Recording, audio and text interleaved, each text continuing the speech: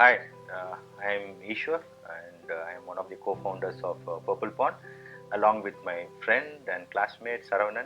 And since this is a business that got to do with trust and finance, I think it's always important you have a partner and a friend who can back you up at all those times. So one of the things that people keep asking is what is this rationale or behind the name PurplePond? It looks so different and it's so unique.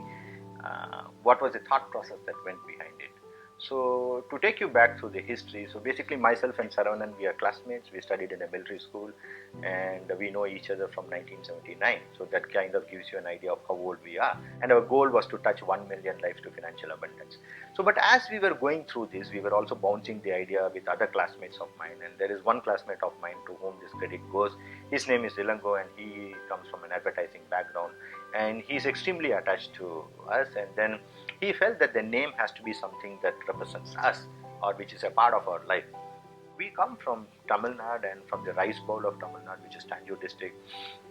And if you see intensely rice cultivating states, whether it's Kerala or Tamil Nadu or even West Bengal for that matter, they have an extensive network of canals and ponds for cultivating rice, because rice is a water intensive crop, so they have to find a way to either get the water to the crop or store water for the crop. And in Tanjore district we find that there are two things which are the center for a village: a temple and a pond. So either the pond is opposite to a temple or behind the temple. And you'll also find that all the backyards of each house kind of converge to the pond. And the whole day's activity, the men get up quite early at around 4, they wash their feet, face, and then go to the farm. And then they come back around 7:38. They wash themselves, take a bath, go to the temple, pray, come back, and then sit and have a good meal. And then they go back to their farms. And they come back around, and by the time the lady of the house goes, washes the vessels, come back, and she starts cooking the lunch.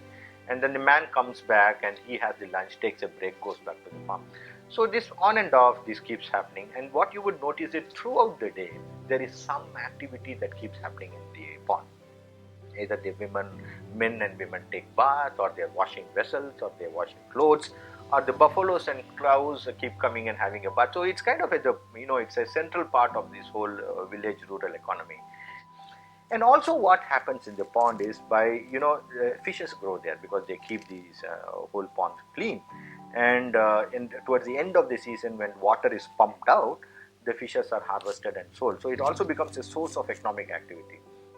The pond also plays a very important role in rice cultivation. So what happens is every year around June 1st or June 12th, the water is opened from Mettur Dam, and through the canal system it comes to the village, and the ponds are all filled. So the ponds remain brim.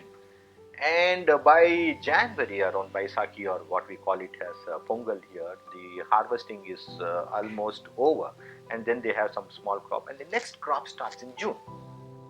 Now just before the water released for the next June, people pump out the water in the pond, and they set up the farm for transplanting the pond. So one small portion of your entire land holding, you spray, you sprinkle the grains, and that a nursery is raised for you to be transplanted to the bigger place. So if you see, the whole pond not only serves as an activity center for the village, it also serves as the economic center for the village, because it's able to provide the fishes to the people who depend on it. It's able to give the water just before the farming activity starts next season. So if you notice, the pond is kind of very reflective as a metaphor to what we do in financial planning. One of the primary aspects of retirement planning, or one of the main pillars of one of the main pillars of financial planning is retirement planning. And retirement planning, we always say, when God gives you abundantly, store it and invest it, and use it wisely after you retire, when you have no income for the rest of your life. So we felt that the pond is a very reflective way, or a good metaphor for your financial planning. This is what we preach. Now, where is this color purple? Purple is a color of prosperity, it's a color of royalty. And this friend of ours said that why don't we mix both these things, and at least people will walk up to you and ask, what does this purple pond mean? And it's a good conversation starter. And that's the whole story of purple.